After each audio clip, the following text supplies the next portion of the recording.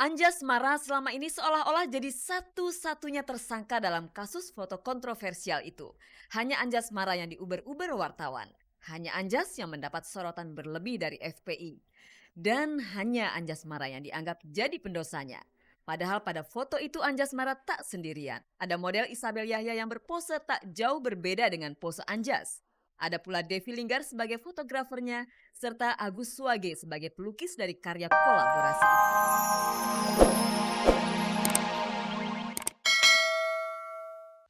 Selamat pagi pemirsa, selamat bergabung kembali di Gospot. Saya Nela Ana akan menghantarkan gosip-gosip serta berita-berita pilihan dari kalangan selebriti untuk Anda. Tak ada yang ditambahi, tak ada yang dikurangi, dan tak ada yang memanas-manasi. Jangan lupa pemirsa, ada kuis berhadiah 3 juta rupiah untuk 3 orang pemenang. Kalau Anda mau hadiahnya, jawab pertanyaan kuisnya. Caranya mudah sekali, ketik GS spasi jawaban A atau jawaban B dan kirimkan via SMS ke nomor 6288. Jadi simak beritanya dan jawab pertanyaan kuisnya di akhir tayangan nanti. Bersama Gospot Anda tak perlu was-was ketinggalan berita, dan pemirsa, inilah sajian segar dari meja redaksi Gospot untuk Anda yang memang haus akan berita-berita dari dunia selebriti.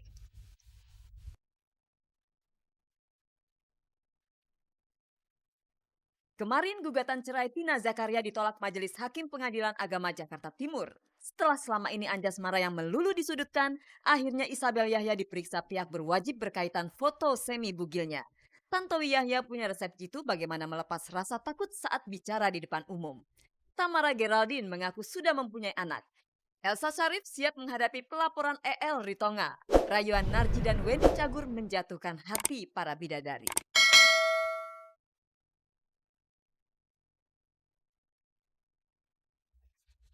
Pemirsa, selama ini Anjasmara seolah-olah menjadi sosok yang paling bersalah atas kasus foto semi bugilnya. Sementara Isabel Yahya dan yang lainnya nyaris tidak bersuara. Nah, kemarin Isabel telah diperiksa di Polda Metro Jaya. Bagaimanakah kelanjutan kasus ini? Dan kemarin Majelis Pengadilan Agama Jakarta Timur menolak gugatan cerai Tina Zakaria atas Emir Liza. Alasan penolakan itu lantaran Tina dan suaminya masih berhubungan suami istri. Jadi tidak ada alasan kuat untuk meloloskan gugatan cerai Tina. Padahal sebenarnya Tina kekeh ingin bercerai. Lantas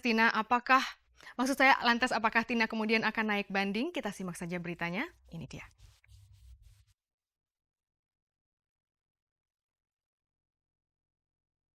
Suasana sidang putusan gugatan cerai Tina Zakaria atas suaminya Emir Liza yang digelar kemarin di Pengadilan Agama Jakarta Timur sedikit pun tak menunjukkan luapan ketegangan. Tidak seperti lazimnya sidang putusan cerai, Tina urung hadir dalam sidang ini karena sedang bertugas di luar kota. Padahal ia adalah sang penggugat. Sementara Emir tampak tanpa beban. Mengapa demikian? Ternyata majelis hakim menolak gugatan cerai Tina. Alasannya selama proses gugatan bergulir, rupanya Tina dan Emir masih berhubungan suami istri. Intinya ditolak karena gugatannya tidak beralasan hukum. Itu aja.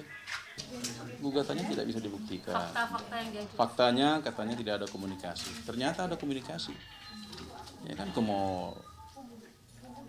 Oke Pak, selain faktor-faktor tadi yang misalnya masih ada komunikasi, saya itu apa ya Pak yang mungkin membuat Iya, masih ada komunikasi. Bahkan berhubungan sebagai suami istri. Itu pengakuan dia ya. pengakuan sama nih? Pengakuan pihak penggugat di persidangan. Ya itu fakta di persidangan. Diungkap oleh yang bersangkutan dan diakui oleh kedua belah pihak. Ya alhamdulillah sekali. Ya saya masih diberi kesempatan kan sama Allah. Berarti Allah masih percaya sama saya. Saya belum bisa memberikan komentar apapun karena bagaimanapun keputusan yang dari majelis harus diberitahukan kepada Tina. Dan Tina belum mengambil sikap apakah akan banding atau tidak. Prinsipnya dari gugatan Emir juga itu ditolak. Sepanjang sejarah kasus perceraian para selebritas, mungkin baru kali ini gugatan cerai ditolak dengan pertimbangan kedua pasangan masih bermesra-mesraan.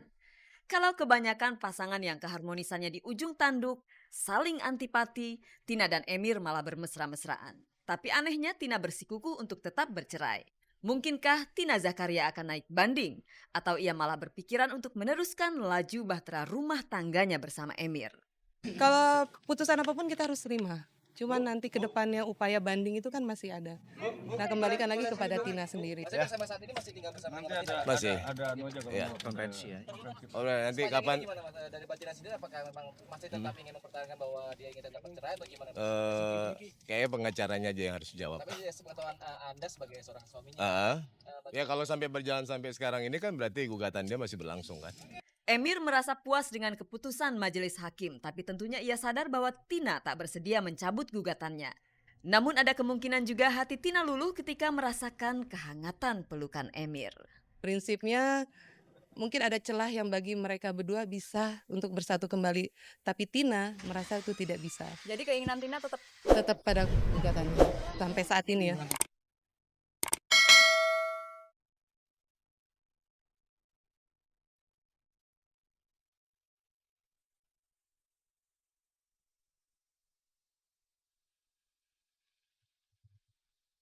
Anjasmara selama ini seolah-olah jadi satu-satunya tersangka dalam kasus foto kontroversial itu. Hanya Anjasmara yang diuber-uber wartawan. Hanya Anjas yang mendapat sorotan berlebih dari FPI. Dan hanya Anjasmara yang dianggap jadi pendosanya. Padahal pada foto itu Anjasmara tak sendirian. Ada model Isabel Yahya yang berpose tak jauh berbeda dengan pose Anjas. Ada pula Devi Linggar sebagai fotografernya, serta Agus Suwage sebagai pelukis dari karya kolaborasi itu. Nah, kemarin giliran Isabel Yahya, Devi Linggar, serta Agus Suwage menjalani pemeriksaan secara bersamaan di Polda Metro Jaya dalam status sebagai tersangka. Melalui pengacaranya, Isabel Yahya menampik tudingan telah melakukan porno aksi. Alasannya, foto tersebut sudah melalui seleksi dari kurator berpengalaman serta dipamerkan dalam ajang seni yang prestisius. ini adalah karya seni ya yang sangat prestisius dan tidak semua seniman bisa mengikuti karya seni ini dan dipilih oleh kurator secara selektif. Tentu aja nggak menyangka karena ini kami anggap, Isabel juga menganggap ini adalah karya seni ya. Jadi dipertontonkan juga di tempat terbatas gitu. Meski secara hukum tak berarti apa-apa, namun Anjasmara punya itikat baik untuk meminta maaf kepada FPI. FPI memang akhirnya mencabut laporannya, namun karena kasus ini bukan delik aduan, maka proses hukumnya berjalan terus. Apakah Isabel Yahya akan mengikuti jejak Anjasmara dengan meminta maaf kepada FPI? Saya pikir ini bukan delik aduan, jadi kita memenuhi panggilan polisi sebagai warga negara yang baik, kita harus datang. Sementara itu Devi Linggar dan Agus Suwage memilih untuk bicara secara hati-hati. Keduanya menjanjikan akan menggelar konferensi pers dalam waktu dekat ini. Ya, nanti pokoknya semua diundang, semua media secepatnya. Kalau saya yang ngomong sendiri kan nggak enak, mendingan ada semuanya, ada senimannya, ada Agus Wage, ada kuratornya James Supangkat, terus ada modelnya. Nggak ada apa-apa, nggak takut apa-apa.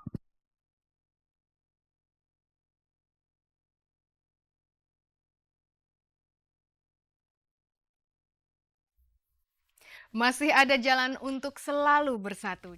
Pemirsa, sepanjang kita tahu Tamara Geraldine belum dikaruniai momongan.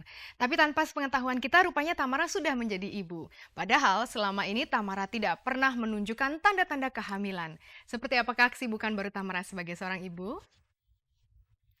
Dan kesuksesan Tamara di bidang public speaking tidak lepas dari peran Tanto Yahya sebagai gurunya. Rupanya Tanto Yahya tak ingin hanya memiliki segelintir murid saja.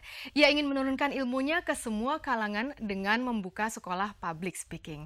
Nah, bagaimanakah trik-triknya mendidik anak didiknya? Mari kita saksikan liputannya tentunya hanya di Gospot.